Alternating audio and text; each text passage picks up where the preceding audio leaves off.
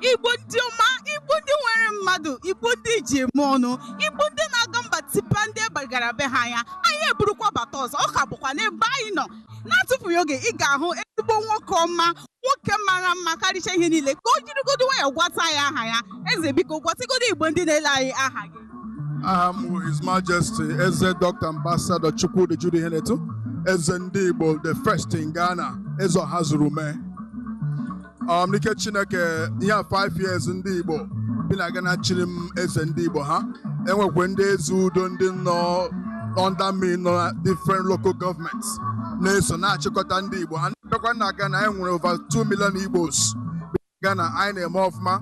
I am into trading in Ghana. And we other people not entrepreneurs. No, also other Nigerians who want to banking and different other areas of business life. And I were over 200-something thousand Nigerian students in Ghana, and 60% to Igbo. And 100% Nigerians in Ghana, 60% to Igbo. So Igbos in Ghana are doing very well. I am with Igbo village. I need to develop right now in Ghana, where we're gonna have a center for the Igbos in Ghana and Igbo all over the world. Every right to come and live there.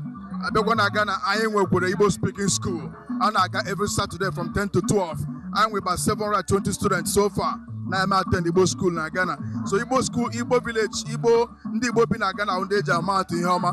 Ezo bottom back on Igbo Ikeja. So Nande se kusiri ki hona obi Igbo na Ghana. We hezirezi. And we're going to mime na Ghana na habia. I hope you make when command reba mana lolom when you Ghana. Nike Chineke anyị nwa recruit ndị Igbo 30th September gara aga. I received over 7,000 Nigerians, and who was there. Igbo Kingdom na Ghana was also otu obi Igbo n'ụwa niile ndị gọọmenti ebe a nọ na be ha nabatara ime nchọpụta. Ị ga-eme ihe bekee na-akpọ nchọpụta bekee na-akpọ research.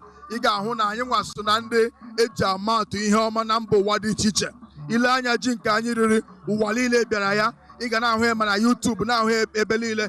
Gọọmenti ndị Ghana so n'ime ya, nke anyị ga-eji iri n'afọ na-abịa abịa. Gọọmenti Ghana, President Ghana si na ọwụ ndị Igbo na ndị Ghana ga-eri ka ọjị nke afọ na-abịa abịa. Nke anyị mere n'afọ a mmadụ karịrị akarị, ihe karịrị puku iri asaa, 7,000 people bịara. So maasị ọ ga-adịrị ndị Igbo niile mma. Na-asị ndị Igbo ọbụla n'ebe anyị nọ ka anyị bulie n'omenala anyị elu, ka anyị ghara ijigide sọsọ anyị nwa. Ụmụaka anyị na-amụ kwesịrị ịma na omenala ya bụ ihe eji ama atụ ihe ọma. Ọwụ na anyị ga-akụzi ụmụaka ya omenala, anyị agaghị ahụ echi. Mana anyị kụzi ụmụaka ya omenala ha ahụ echi, ma na-enwebe ha si wepụta. Ndewo.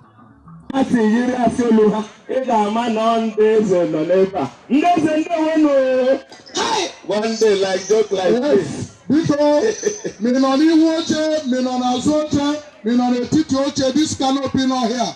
N'ihu onye eze, chi ebe afọ, ka a gara n'ise ndị dancers, anyị na-ekwuye n'udo. Igbo ndewo nọ. Yes. Mmemme anyị na-aga ibido. Obere anyị na-aga ịmalite mmemme anyị na-eme n'ụbọchị nke taa. Onye ọbụla n'ebe ọbụla na iwe onye isi oche. Because what we are saying for my friends and well wishers that are coming from the Republic of International World, this particular side is for the kingsmen. You understand? Kingsmen are people that are wearing high crown and they have like double or 20 necklaces. It's not fake bead, it's original bead. Please, thank you. God bless you for coming. So people this way is people that are wearing red caps for everybody because we are doing this and yeah. So please, wherever you are, is high table. God bless you. DJ.